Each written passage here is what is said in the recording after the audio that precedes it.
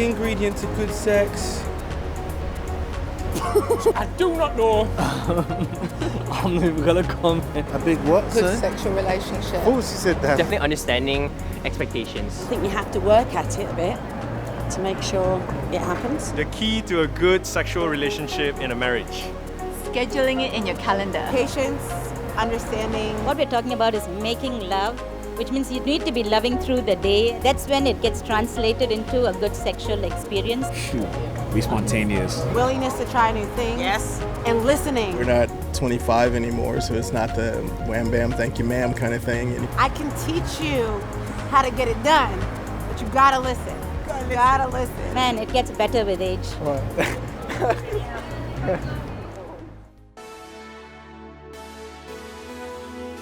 Oh, is this about sex, this whole thing? Big spoon or little spoon? Don't understand. Is that the same meaning of the question as we understand? What do you love most about your body? About my body? And we're talking about sex? I like every part of you, but... You're supposed to answer your first Oh, question. my body? Yeah, it's about your own body. Oh yeah, your shape for sure. You know, you're busty. Yes, It's getting hot in here. What's the hardest part about sex? Children. Answering that. Anatomically? Traditional or adventurous? Oh my I don't think we have like the time to be adventurous. Somewhere in between. Somewhere in between. On a scale of 1 to 10, how happy are you with your sex life right now? I would say 8. I'm about a 10. I'm pretty fulfilled. I'm a happy man. Sometimes it is 1. Wrong answer. 7, You can't use 7. 7. 8, 7, 8. Why can't you use 7? It's 1 to 10. Because everybody uses 7 as a comfortable No. answer. Yeah. 8.5 is really good. 8.5. I'm a glowing 10, baby. If your sex life had a soundtrack, what would it be? Boys to Men. I'll make love to you. Barry White. Oh, moments of love. Alexa, You- put on the you just acoustic put that- sex playlist. On the 20th of July 1969, as the commander of Apollo 11, Neil Armstrong climbed down the ladder of his lunar module and became the first man to step onto the moon. As he did so, he uttered the immortal line, "That's one small step for man, one giant leap for mankind." But the story goes that as Armstrong was getting ready to leave and step back onto the ladder, he made the enigmatic remark, "Good luck, Mr. Gorski." NASA Mission Control assumed he was referencing a rival Soviet cosmonaut, but as hard as they looked, they couldn't find the name anywhere. Besieged by questions on his return, Armstrong refused to reveal the identity of Mr. Gorski. Decades passed, and still the question remained unresolved. But then, in 2005, a full 36 years later, Mr. Gorski passed away, and so Neil Armstrong finally felt he was free to tell the whole story. As a boy in the 1930s, he'd grown up in a small Midwest town. He told of how one day he was playing baseball with his friend and had hit the ball into his neighbour's garden. The neighbours were called Mr. and Mrs. Gorski. As he was picking up the ball outside their bedroom window, the young Neil Armstrong heard Mrs. Gorski yell at Mr. Gorski, "Sex? You want sex? You'll get sex when the kid next door walks on the moon." Thus, many years later, no doubt with a broad grin inside his space helmet, Neil Armstrong sent those special wishes to a man in Ohio from the surface of the moon. Good luck, Mr. Gorski. In this session, we're going to be looking at how we keep the spark alive in our sexual relationship, or how we can restore that spark if we feel we've lost it. We've left this topic of sex until this stage of the course because every other part of our marriage affects our sexual relationship, just as our sexual relationship affects every other part of our marriage. But that doesn't mean it's always easy. I don't know if you've ever had the experience of trying and trying to pull start a lawnmower or some other machine like that simply won't get going. I have a vivid memory as a young child on a hot summer's day of my father wheeling our old lawnmower out of the garage and trying to get it started. He kept pulling at the starter rope, but there was absolutely no sign of life in the mower. I then remember watching my father take the spark plug out and cleaning it with his handkerchief. Then he put it back, and with one pull, the mower burst into life. You need the spark if the mower's going to work. And it's the same with our sexual relationship. that spark ignites something very powerful. And the key to creating the spark is our emotional connection. Emotional connection creates good sex, and good sex then produces a greater emotional connection. Sex is the ultimate body language through which we communicate our desire for our partner, our desire for closeness, comfort, love, protection, for wanting to have a child together, as well as it restoring our emotional well-being, which helps us to cope with the pressures of life. Even though we might struggle at various times and for various reasons, sex is a gift within our marriage to be enjoyed.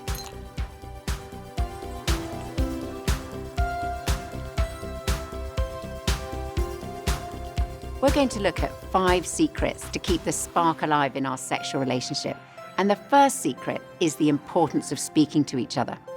Now, we want to say at the outset, we recognize that talking about our sex life, even with our partner, can be difficult because it's a deeply private area of our lives, and it requires us to be vulnerable with each other. And we want to reassure any of you who are feeling nervous about this session that if you make a start, even a small one, it can be the beginning of a process of talking that will gradually get easier. Unlike in most movies, sex in real life isn't always fantastic.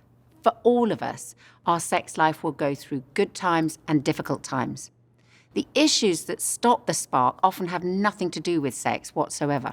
Couples may struggle as a result of the different pressures that they face at different times in their lives. Anxiety and stress will always work against a good sexual relationship. It could be from a very stressful job, or it could be an illness or a bereavement. Pressure comes when a couple are struggling with infertility, and there are other pressures for couples with young children. Nikki and I can certainly identify with the pressures that having young children can bring. I remember so well, in between our 3rd and 4th child being born, Nikki and I went away for 3 days on our own. I was so looking forward to this time away, and I was really hoping that it was going to rekindle a spark that had largely gone out of our sex life for me at that stage, mostly because of physical tiredness from looking after 3 young children. And I was hoping the spark would reignite. However, after the 2nd day, I remember feeling in total despair and wondering whether my body would ever be capable of responding in a sexually passionate way again. And I spent half of one night in tears, completely distraught about it. And it was only through talking and talking with Nikki that I felt he understood. And that made such a difference in getting through this difficult time together. And during this whole season with young children, we had to work hard to understand each other and to stay connected at an emotional level.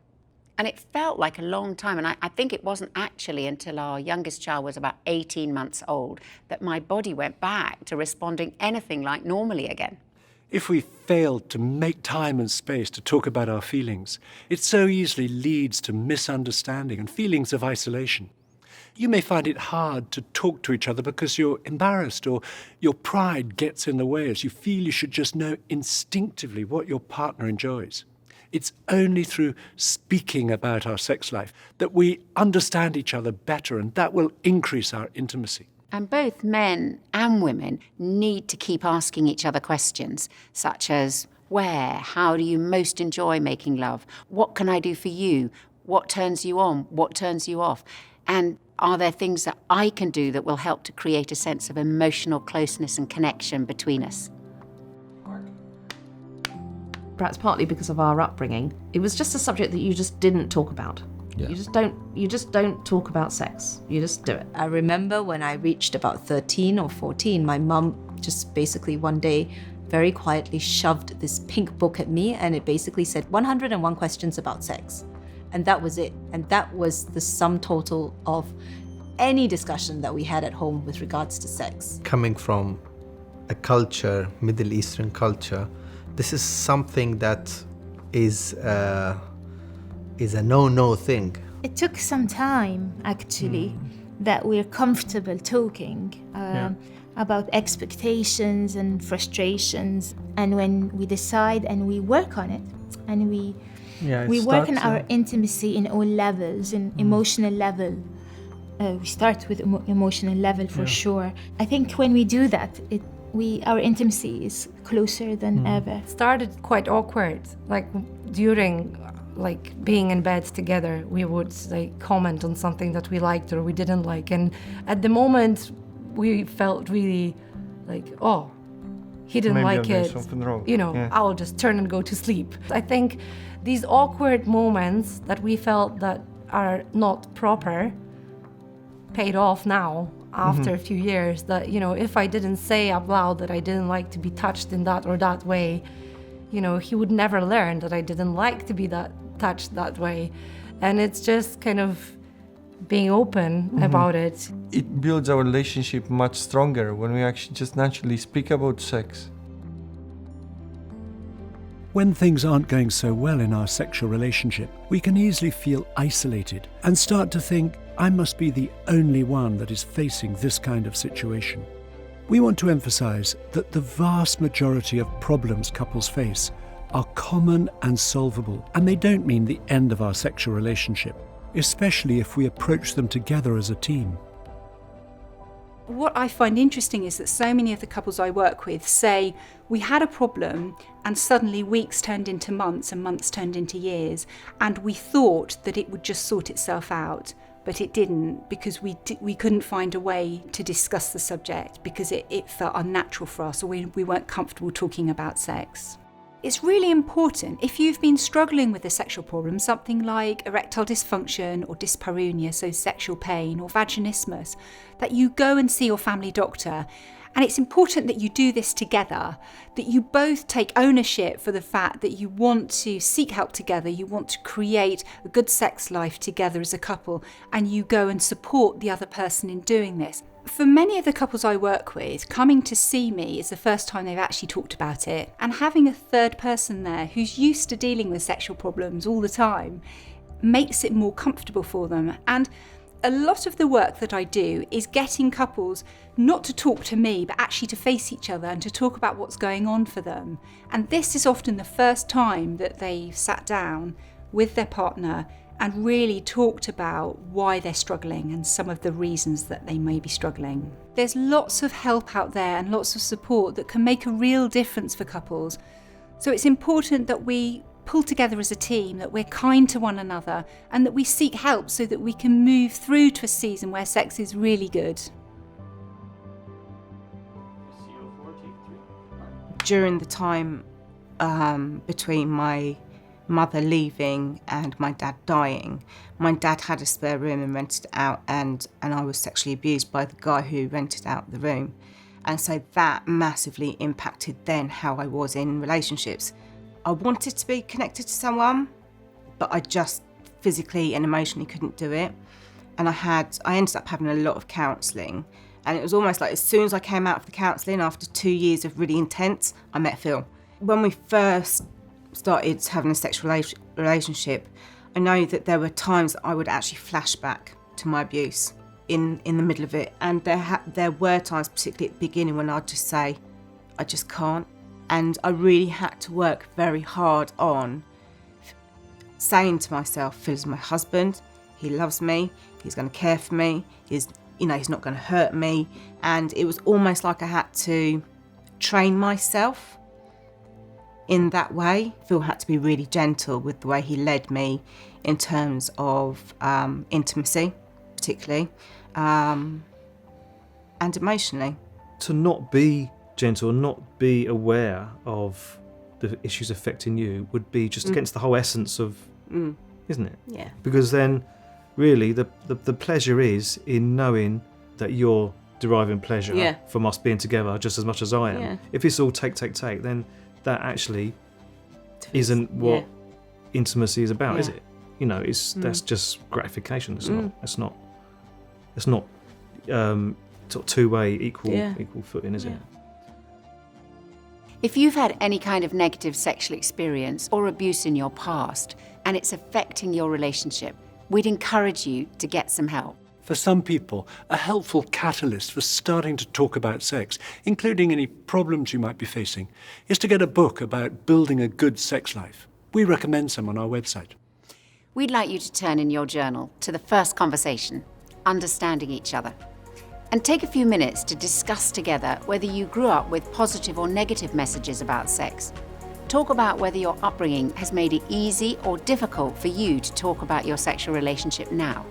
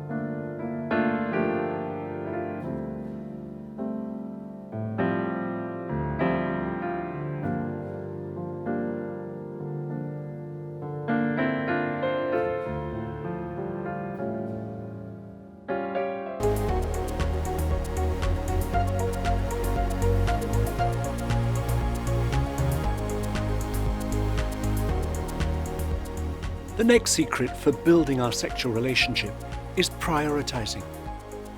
Sex isn't just the icing on the cake of a marriage, it's an important ingredient of the cake itself. American therapist Michelle Viner Davis, in her book The Sex-Starved Marriage, says, "You have to continually discover and rediscover new ways to keep your sexual energy alive. It doesn't just happen, you have to make it happen. You have to decide to make having a vibrant, exciting, emotionally satisfying sexual relationship a priority." Familiarity in any area of life can so easily produce complacency, which in our sexual relationship makes us much more susceptible to the thought of an affair that seems to offer something new and different, or more vulnerable to the lure of pornography. Scylla and I believe passionately that sex within marriage can continue with excitement, deepening passion and increasing freedom over a lifetime if we prioritize it. The Times newspaper recently reported on some research about the best age for certain activities. And they found the best age for great sex is 66. So we're all on an exciting journey. For us, I feel that it's certainly not diminished so far. So why should it diminish from here on in? And, in 20 years' time. I think it's crucial for throughout a marriage to keep connected. Whatever it may look like, might look completely different in 20 years' time. I think we still like sex, but we can't do everything, but we still do what we can do. Mm-hmm. So that's usually part of our Saturday night routines most of the time, but not always. I don't know how to say it other than to say that it's possible to have romance in a marriage, to show affection and to show love in a physical way, even if you're in your 80s, and there's a need for it. There's a sort of a skin hunger, if I can use that term, that is really significant to human relationships, particularly intimate relationships. I love Liz more than ever I have done before because she knows my whole story and we're still growing and our marriage is still on that journey, and I expect to find her as physically attractive then as I do now. Things might change in what we do, but I think we'll be connected physically. Prioritizing means taking care of our sexual relationship. That means prioritizing the time and guarding the physical space for our lovemaking. In practice, for most couples today, that will include leaving screens outside the bedroom. Trying to catch up with social media or doing our weekly online shop in bed can be the biggest romance killer. Some people say to us, but we use our phone as an alarm clock. Well, you can buy an alarm clock very cheaply, which may just be the best investment you make for your sex life. Prioritizing also means being creative, not always making love in the same place with the same routine. And we can vary the atmosphere by using candlelight or a dimmer switch, which creates a more sensual environment. We can vary who takes the initiative. It's so easy to get stuck in a rut and always make love in the same way. However, in being creative, the overarching attitude is to seek to give pleasure to our partner and not just take it for ourselves. We need to approach variety with sensitivity at a mutually agreeable pace. Creativity in our sexual relationship requires us to make the effort to invest in this area of our life together. One of the things that has really worked well for Scylla and me over the years has been spending a night or two away in different surroundings. That's acted as a catalyst to reignite the spark if things have got a bit dull and routine. The third secret, if we're to keep the spark alive, is anticipating. Our most potent and important sexual asset is our mind. Having our own private language and private signals around sex sparks thoughts that create anticipation and build desire. And good sex doesn't start when we climb into bed at the end of the day. As one person said, the best sex starts at breakfast. Arousing each other, and not just when we're preparing to make love, but at different moments through the day with an extended kiss, or by drawing our partner towards us in a close embrace, or sending a message during the day telling each other what we're looking forward to, keeps the sexual energy simmering between us.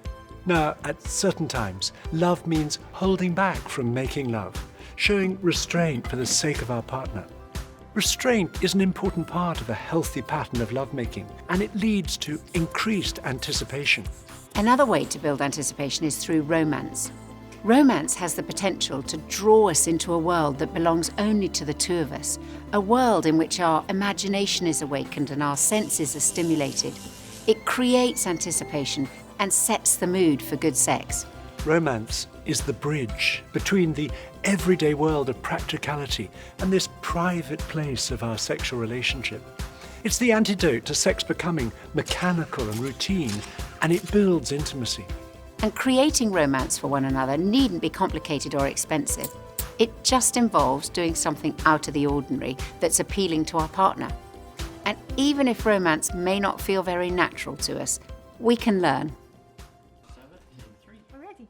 One of the things that I was most scared of is to lose the romance in our marriage. And I found a notebook back in Egypt where I had this written actually. And that was the scariest thing, because in all the relationships around us, you could see that there is no romance going on. And I think we were developing to be such a couple because romance was dying more or less, until we realized that it's really hard work. I've learned from Sami how to be more expressive in romance and how to find different ways. Yeah. We have this, now we know how to express even emotions, even when we're older, and now we're embarrassing our kids when we go out there, Dad, what are you doing? And You're just embarrassing holding Sally's I hand. try to run away always, but yes. I find that, I'd like to be more romantic, but you work on it. No, you're okay just the way you are. The antithesis of romance, and one of the biggest romance killers today that is affecting the way millions of people think about sex, is the easy accessibility of pornography. Current research into the effects of porn on relationships shows it to be highly destructive and often terminal to a couple's sexual relationship. And in the long term, it conditions the way we think sexually about our partner. One woman said her husband hadn't touched her for 4 years because he preferred to sit in the basement looking at porn. Pornography creeps into a vacuum in life, something inside of us that's not being filled with life. You know, when you feel like you're walking around on the earth and everybody's in control of you, then you got to find control somewhere. You got to find power somewhere. Well, pornography will give that to you. You got power over this fantasy, and it's felt at some level, even unconsciously, by the partner. There is a moving away from the relationship at some level, and what you're doing is you're truly abandoning your spouse. And sometimes, you know, when that gets discovered, one of the biggest cries we hear from spouses is that you're having an affair. You know, that's how it feels. Like you prefer this fantasy world to me, and there's rejection and abandonment, and it drives a deep, deep, deep division. And then, you know, sometimes the person using pornography say, well, no, it has nothing to do with you. This is just something that I enjoy. That's just not true. Ultimately, in an integrated, intimate relationship, those things are felt and those things are experienced, and they actually drive wedges. Start to deal with those life issues and seek some outside help that gives some help for those underlying issues, some containment and some accountability and some structure to that, and also some guidance. And best thing is, if you could get in a group with other people that struggle, it normalizes it and it takes care of the shame. This thing never gets better until the shame is broken. And the only way to break shame is to come into another group with people that struggle with the same issue and find out you're not the only one. And I'd highly, highly implore you to do that. I had a porn addiction that I was dealing with and knew that I had to confess that to Heather. And that was a long journey of forgiveness. I had started a job that demanded so much of my time that just is a breeding ground for unhealthy habits if you're not being really intentional with other people. So I was basically isolated because I was working so much. In that, you know, there's so many lies that go on internally of you're alone in this, this is not something that anyone else struggles with in this way. But then talking to people and being honest with other people was really the key to moving forward and to getting freedom. And obviously I was still like in excruciating pain. My heart hurt, my trust had been violated, but like having the foresight to say like, my marriage is more important than me wanting to run away, than me wanting to turn in fear.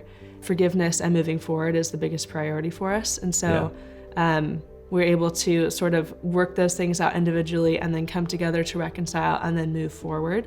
And so just really knowing like you're not alone was massive for us. Yeah, community is huge. And the more you bring people into that, it isn't the more exposed you feel, it's actually the safer you feel and the more likely you are to come out the other side doing really well. We want to encourage you to have an honest conversation with your partner in as non-judgmental a way as possible. If you recognize that pornography has become a serious addiction, we urge you to get expert help as soon as possible. We also need to determine to guard our minds from inappropriate fantasizing. I remember one woman who spoke about becoming infatuated by her teenage daughter's boyfriend who was into doing weights at the gym. The relationship was all in her mind. It was a fantasy relationship, but she described how it almost destroyed her marriage. Fantasizing about other people isn't an option if we're to build a good sexual relationship with our husband or wife. Using our mind positively to create anticipation and arousal means focusing our thoughts on our partner sexually and erotically in preparation for lovemaking. Thinking romantically about our husband or wife builds intimacy between us. We want you to turn to the next conversation in your journal entitled Most Romantic Moments to get your mind going in a positive direction by focusing on romance. And tell each other what have been the most romantic times for you in your relationship, whether that's recently or when you first met. And listening really carefully to each other will be important for creating anticipation and being romantic in the future.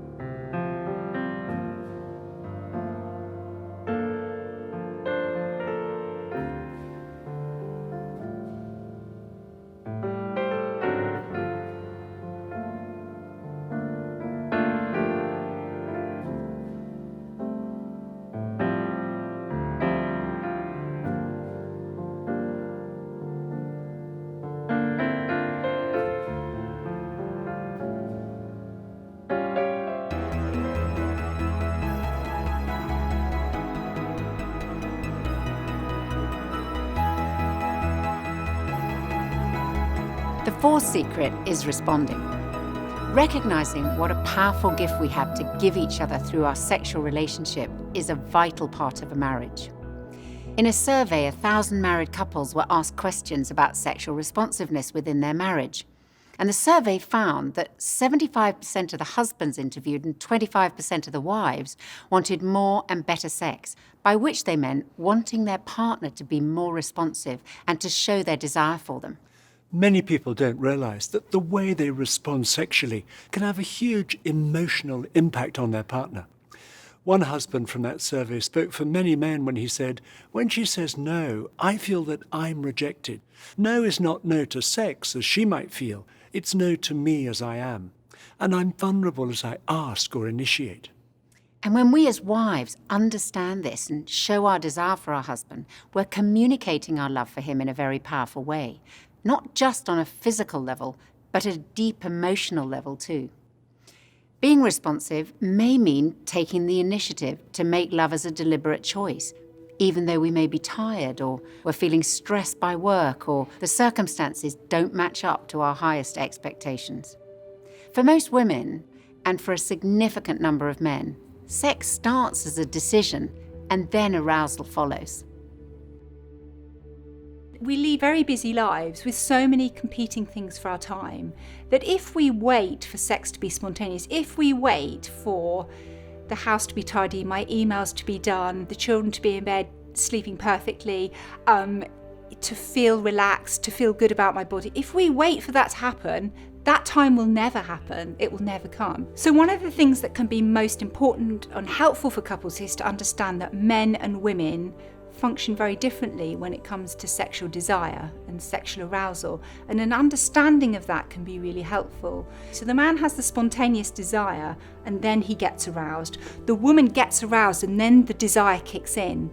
So if we're intentional about having sex and we've talked to our partner about planning it in, then it can be something that is in our mind, that it isn't suddenly we find ourselves in a situation where we're expected to be responsive. Our responsiveness can start in our minds, and that can be really helpful in terms of recognising that there's an expectation in our partner that this is when we're going to be intimate, but possibly more importantly that we recognise that there's an expectation in ourselves that this is what we've committed to, and therefore we need to take ownership about what will help us to enjoy that experience. How are we going to be fully engaged? If I've committed to be intentional with my partner about having sexual intimacy at a given time, what do I need to do in the run-up to that to get myself in the right frame of mind? And if we're fully invested, we're much more likely to enjoy it because we will be connecting our head with our body,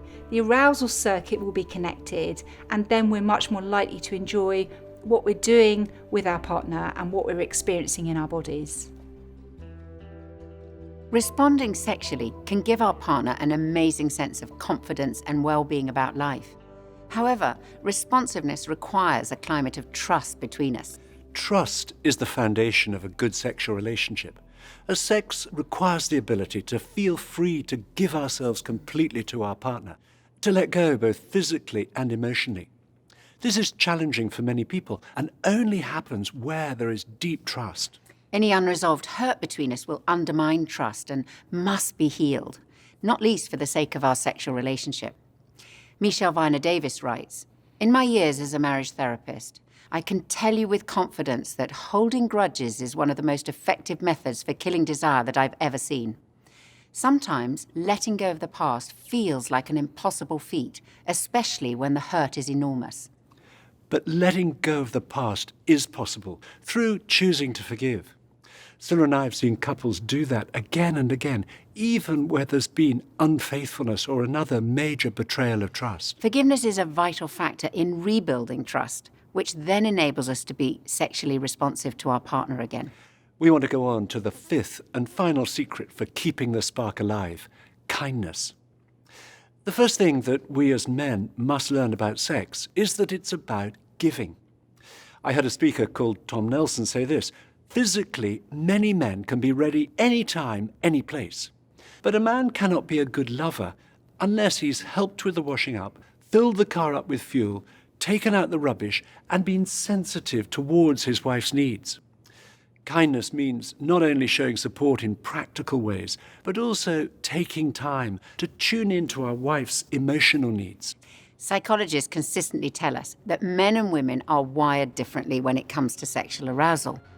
We found a diagram which illustrates something of these differences.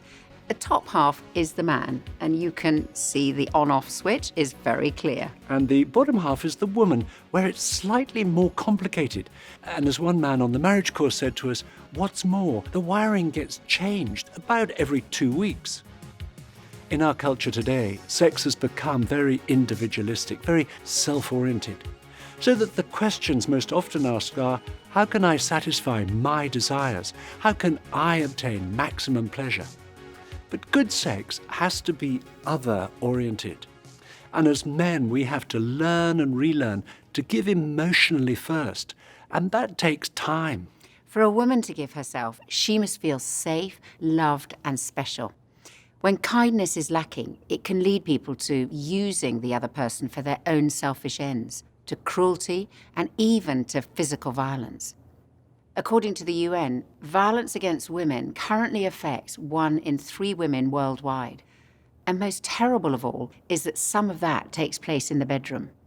The bedroom is where we make ourselves ultimately vulnerable, where we're most intimate with each other.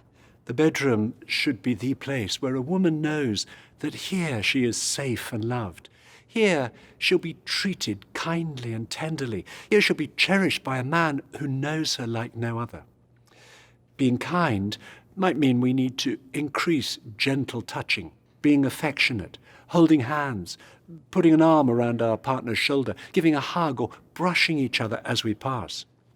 If a man only touches his wife when he wants sex, he sends a terrible signal. His wife will feel used rather than loved, and this can lead to no physical contact at all as his wife backs off, in case it's interpreted by her husband as an encouragement for sex. Finally, for both men and women, being kind with our words has a huge impact on our lovemaking. There's a very strong link between building each other's self-esteem and building an intimate sexual relationship. We need to make it a rule never to criticize our husband or wife's natural shape, nor to compare their body to the images of apparent perfection we see on magazine covers, in advertisements, and on many social media feeds, which in reality are impossible to achieve, even for the models themselves. Instead, we mustn't stop telling our partner what we love about their body, because good sex requires self-confidence. Our kind words will build confidence in our partner. At the same time, we need to take care of our own bodies for each other's sake. Most people, when they're engaged, go to great lengths to keep fit and healthy and look good, especially for their wedding. But then, sadly, once married, some people stop making an effort.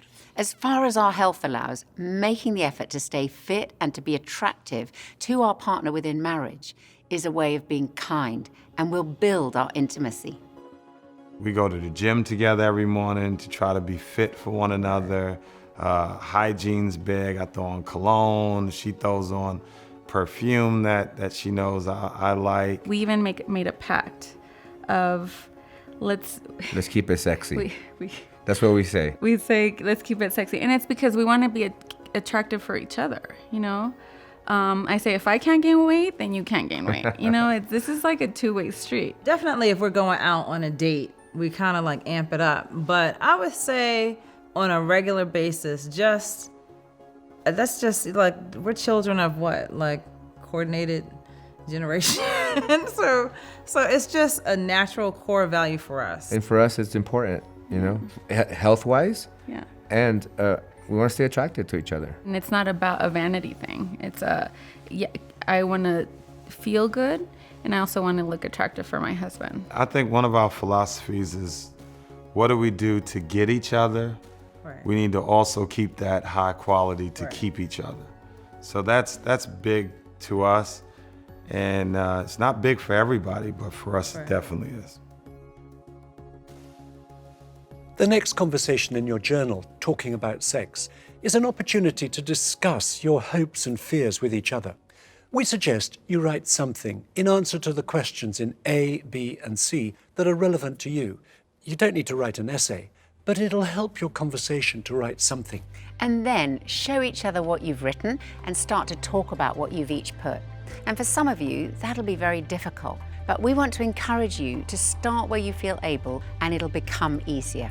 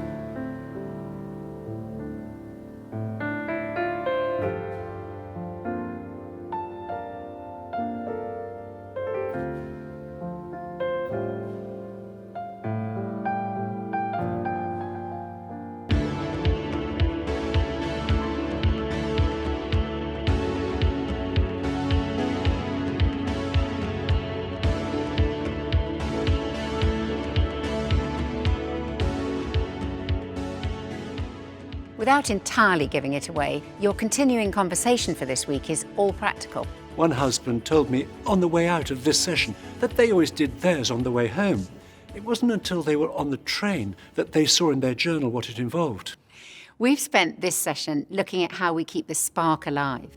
In this final part, we want to look at how we protect the flame of our sexual relationship. A flame with little emotional connection burns out quickly, while the same flame with a large amount of emotional connection will burn for a long time, and the connection feeds and protects this flame. It's our emotional connection with each other that ultimately maintains our sexual attraction to each other.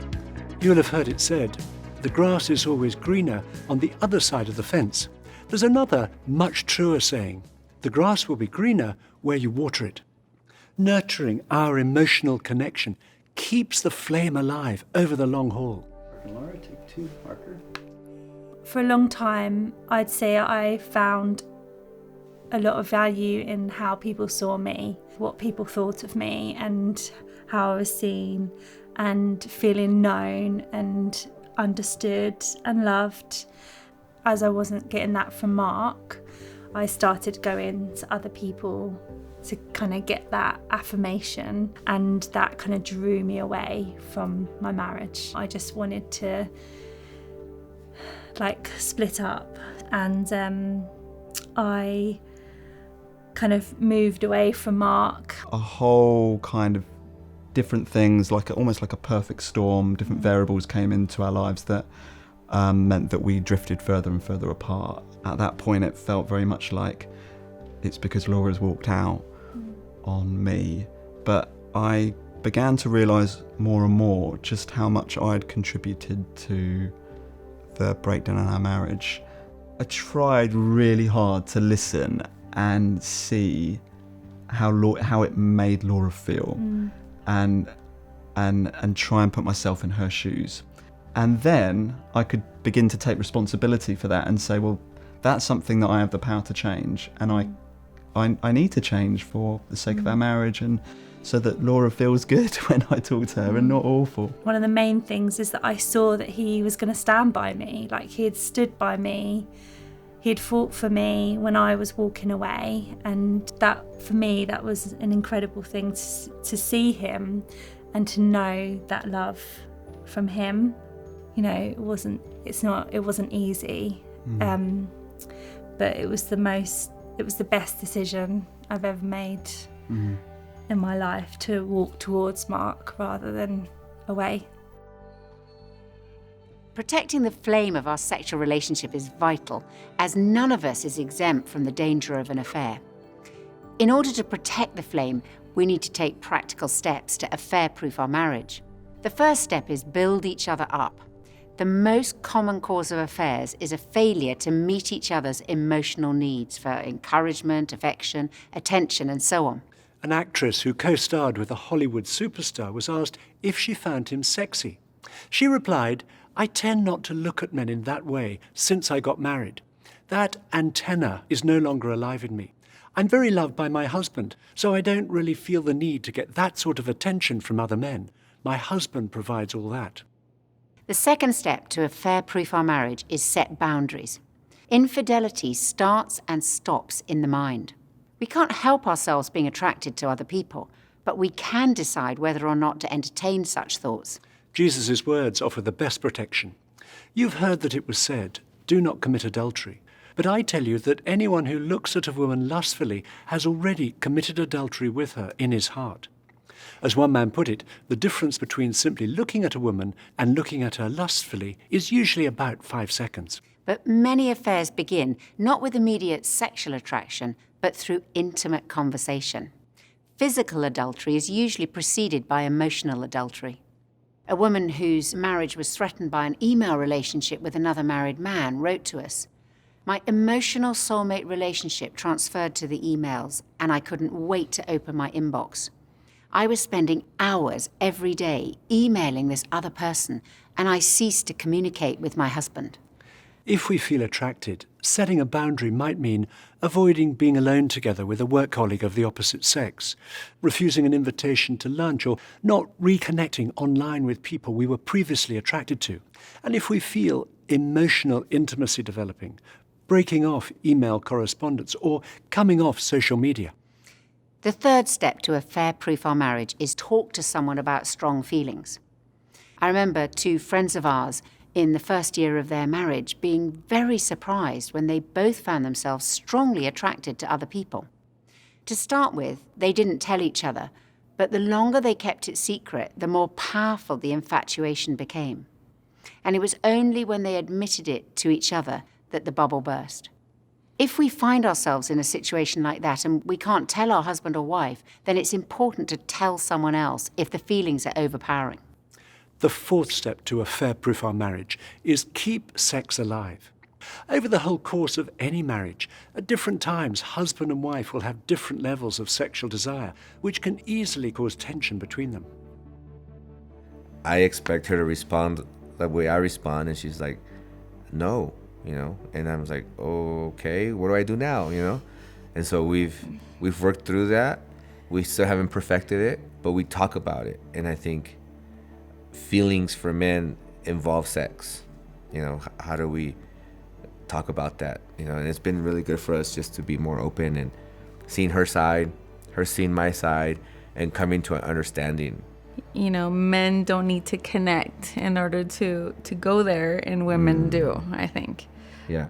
Like, you can't be mad at me all day and then say, let's go, Yeah. And I said, no.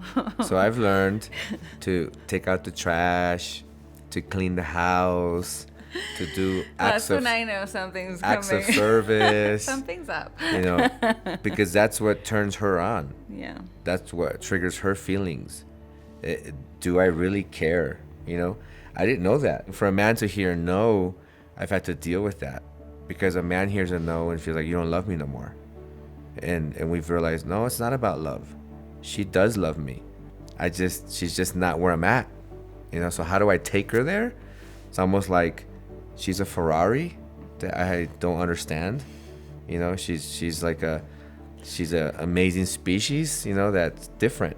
I've had to understand that, but she has to understand me. Mm-hmm. So how do I get help? And even we've seen doctors for help, just to help us in that aspect of keeping that fire alive, because sex is part of the fire, not everything, but it is. And it is part of marriage. It's part of marriage, and we both love it. We love it. We like it.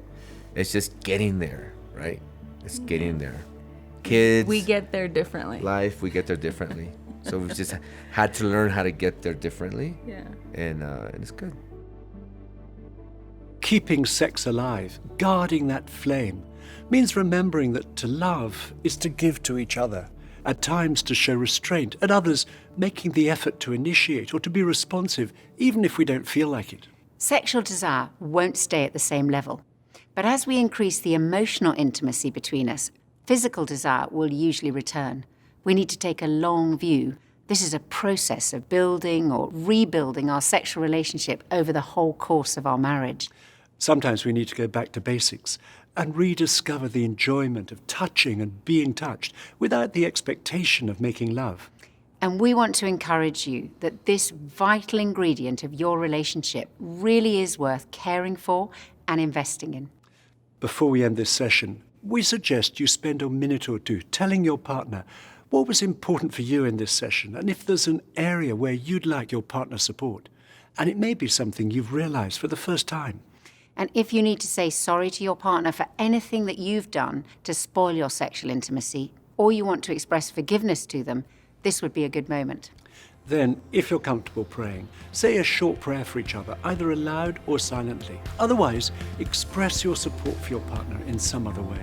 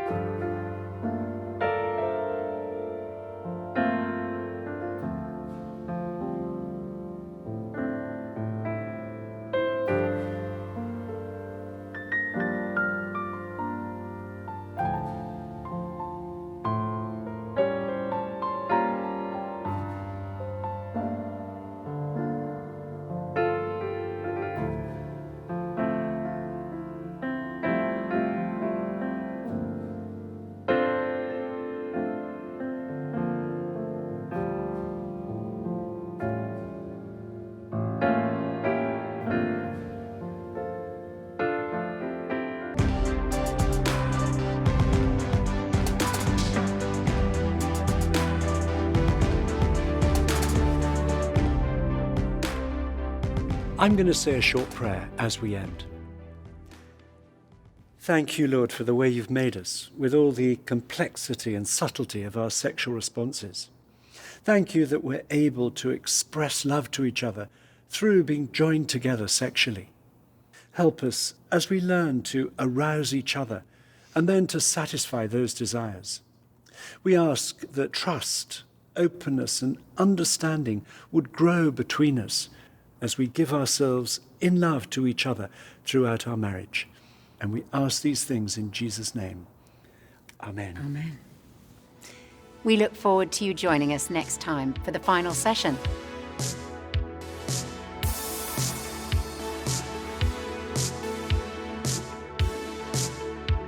Let's talk about sex. So, the sex life. Awkward. I mean, I get giddy whenever we talk about sex. Yeah. Yeah? Yeah. Alright. Is that okay? You were waiting for that. Yeah. We're in trouble. Such. What else is there? I'm not saying anymore. See, you laughed whenever it do. Sex is the last thing on my mind. Headache. And Got a headache. and my headaches are very real. Thank you very much. What song's in your mind? Oh, no. Oh, come on, baby. What?